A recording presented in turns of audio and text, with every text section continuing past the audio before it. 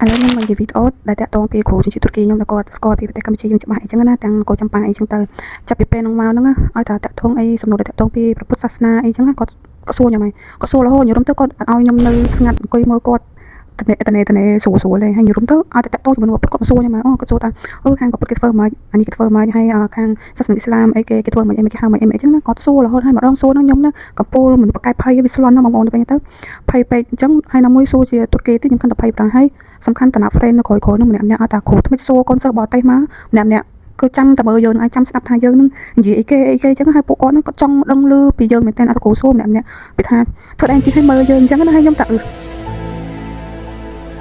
ចាប់ពីពេលនោះមកគ្រូគាត់ឲ្យខ្ញុំអង្គុយតក់មុខរហូតហើយមើលគាត់ស្ដាប់បានកាន់តែលឺហើយកាន់តែយល់អីចឹងណាហើយមុខមាត់គ្រូមួយហ្នឹងក៏រៀងកាចបន្តិចគាត់តែគាត់ slow ជាមួយខ្ញុំមែនតើរស់រាក់ទាក់ខ្ញុំអីចឹងណាហើយខ្ញុំរៀនមួយគាត់បរិញ្ញាខ្ញុំបានថាមួយខែរៀងតិចដែរអញ្ចឹងណាគាត់ដល់ថ្ងៃប្រឡងហ្នឹងមុខជាគាត់ពិបាកមែនទែនកូនសិស្សណាក៏ប្រឡងធ្លាក់ដែរហើយគាត់ហៅខ្ញុំទៅឈរជិតគាត់នៅកន្លែងតុកគ្រូហើយខ្ញុំភ័យណាហើយគេលងមើលគ្រប់គ្នាហើយគាត់ថាចេះមុខជានេះខ្ញុំអាចមានសង្ឃឹមថាប្រឡងជាប់មុខជាគាត់ហ្នឹងខ្ញុំថាខ្ញុំអត់ដឹងទេចាំមើលថ្ងៃប្រឡងសិនហើយគាត់ថាមុខជានេះតាមសមត្ថភាពខ្ញុំគាត់ថាខ្ញុំពិបាកនឹងមើលមេរៀនពិបាកនឹងជាប់គាត់ចង់ឲ្យខ្ញុំហ្នឹងប្រឡងជាភាសាផ្សេងគាត់ថាខ្ញុំចេះអង់គ្លេសអត់ខ្ញុំថាចាស់ប៉ុន្តែមុខជានេះដាក់ជាអង់គ្លេសវាពិបាកអញ្ចឹងណាហើយគាត់ថាត្រូវហើយដោយសារគាត់បរៀនមុខជាតាមភាសាអារ៉ាប់គេហៅអាគីដាហើយទូរគីហៅអ៊ីស្លាមអ៊ីណានជាលក្ខណៈគោលជំនឿសាសនាអញ្ចឹងណាដាក់ជាអង់គ្លេសទៅវាពិបាកហើយគាត់អង្គុយនឹកថាគួរឲ្យខ្ញុំប្រឡងភាសាអីហើយខ្ញុំនៅស្ងៀមពីថាភ័យពេកអូននៅឈរទល់មុខគាត់ហើយមិត្តភក្តិទាំងអស់គ្នានឹងអង្គុយមើលហើយចឹងទៅមិត្តភក្តិជនជាតិអារ៉ាប់គាត់លើកដែរថាគ្រូអត់ជិះគាត់ចេះភាសាអារ៉ាប់តើគាត់ប្រឡងភាសាអារ៉ាប់ទៅហើយគាត់ថាគាត់ថាហៅអញ្ចឹងហើយប៉ុន្តែគាត់អត់ចេះអារ៉ាប់ទេប៉ុន្តែគាត់អាចជួយខ្ញុំបានចាំគាត់យកសៀវភៅឲ្យខ្ញុំមកអានហើយប្រឡងជាភាសាអារ៉ាប់ទៅហើយចាំឲ្យគ្រូ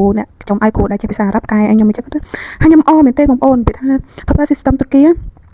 តែគ្រូបរិញ្ញាជាភាសាទូរគីគឺប្រឡងដឹងតែភាសាទូរគីកម្រគេឲ្យអារ៉ាប់ណាហើយខ្ញុំជាមុខមាត់ខ្ញុំវាគួរឲ្យអាណិតទេមើលមកគ្រូខ្ញុំជាប្រឡងជាភាសាអារ៉ាប់ហើយឡើងមិត្តភក្តិខ្ញុំក្នុងគ្នាមុខដល់ថ្ងៃប្រឡងគាត់ហៅខ្ញុំទូជាងគេហើយពួកអ្នកទូរគីលងខ្ពស់ទាំងអស់ហើយគាត់ហៅខ្ញុំថាកូនខ្មែរនៅណាកូនគាត់នៅណាក៏រកឃើញហើយខ្ញុំថានៅនេះថាទៅអង្គុយឯនៅក្លៀនជាងអញ្ចឹងមកប្រឡងនេះកដៅញ៉ៃសាហើយនេះខុសគេនេះភាសាអារ៉ាប់នេះប្រឡងហើយទៅហើយគាត់ទៅឈរមើលខ្ញុំប្រឡងកាត់អីកាត់អត់អញ្ចឹងណាហើយតែអាល់ហាំឌុលឡាខ្ញុំបានប្រឡងបានបន្ទុកខ្ពស់មែនតើដូចជាភាសាអារ៉ាប់បើសិនជាភាសាទូរគីខ្ញុំប្រឡងធ្លាក់យូរហើយមកជាមួយនឹងពេលទៅខ្ញុំអរខ្លាំងមែនតើមិត្តភក្តិអរមួយគ្នាអញ្ចឹងណាចាប់ពីពេលហ្នឹងមកគឺខ្ញុំអត់ភ្លេចគុណគ្រូម្នាក់នេះទេខ្ញុំអត់ភ្លេចគុណជាដាច់ខាតហើយក៏គាត់មើលមុខខ្ញុំឲ្យសើចអីចឹងណាហើយគាត់សួរពីតាក់ទងពីខ្មែរអីទៅខ្ញុំថយក្រោយបន្តិចពេលគាត់ហៅខ្ញុំទៅ office គាត់ខ្ញុំដើរតាមក្រោយគាត់ហើយសំខាន់ហ្នឹងខោដែលគាត់ស្លៀកហ្នឹងវាដូចគ្នាបែបជាមួយនឹងខោដែលខ្ញុំស្លៀកហើយគាត់មើលខ្ញុំមើលគាត់មើលខ្ញុំមើលគាត់គាត់ថាអូគ្រូនេះពាក់ខោដូចខ្ញុំម៉េះហើយគ្រូបច្ចេកទេសជុំកូនស្រីនេះពាក់ខោដូចគ្រូម៉េះហើយមើលមុខគ្នាហើយសើចចឹងវាអស់សម្រាប់ទាំងនោះហើយដើរតាមគាត់ដូចកូនទាចឹងទៅរហូតទៅដល់ office គាត់ហើយគាត់យកសៀវ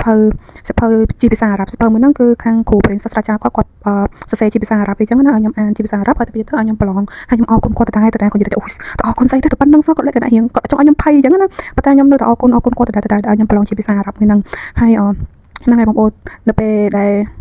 ខ្ញុំនិយាយពីគាត់លេងទៅគាត់សួរថាដើរទៅអង្គរវត្តអត់អង្គរវត្តល្បីណាសម្រាប់ប្រទេសខ្មែរហើយកាន់សាសនាពុទ្ធអីចឹងទៅហើយខ្ញុំនិយាយតាមត្រូវខ្ញុំអត់ដើរទៅមែនបងប្អូនរហូតដល់ពេលឥឡូវខ្ញុំដើរទៅផ្សារអង្គរវត្តទេដោយសារវាថាចប់ទី12មកគឺមកទូរគីមកហ្មងអត់មានពេលដើរលេងទេហើយឯងសេរីបែបបញ្ជាក់រឿងទៅផ្សារអង្គរវត្តហ្នឹងនៅពីទូចម៉ែហាត់ទៅស៊ីមរៀបនិយាយសិតទៅស៊ីមរៀបទៅអីទៅមើលទៅថ្មនៅពេលធំឡើងចង់ទៅស៊ីមរៀបម៉ែថាផ្ទះម៉ែហ្នឹងមើល